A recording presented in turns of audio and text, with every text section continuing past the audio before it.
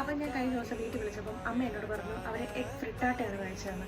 അത് ഞാൻ ആദ്യമായിട്ട് കേൾക്കും. അപ്പോൾ ഞാൻ എങ്ങനെയാണ് ഉണ്ടാക്കുന്നതെന്നൊക്കെ ചോദിച്ചപ്പോൾ പറഞ്ഞു അത് വളരെ എളുപ്പമാണ്. കുറച്ച് വെജിറ്റബിൾസിൻ്റെ പേരൊക്കെ പറഞ്ഞു. അപ്പോൾ എല്ലാ സാധനങ്ങളും എൻ്റെ കയ്യിലുള്ളതാണ്. അതാ ഒന്നീ മഷ്റൂംസ്, പിന്നെ ബേബി ടൊമാറ്റോ, പിന്നെ ക്യാപ്സിക്കം 3 കളറുണ്ട്. ഏത് വേണം? മഞ്ഞ എടുക്കാം അല്ലേ?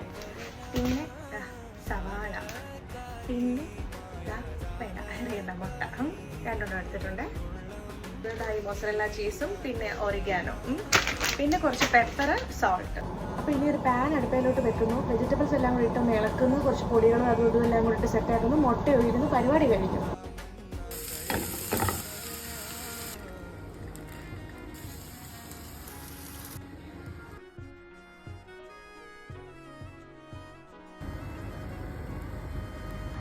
അപ്പം ഇതാണ് നമ്മുടെ എഗ് ഫ്രിട്ടാട്ട അല്ലെങ്കിൽ പരിഷ്കാരിയായ എഗ് ഓംലേറ്റ്. അപ്പോൾ എല്ലാവരും പോയി പരീക്ഷിച്ച് നോക്കൂ.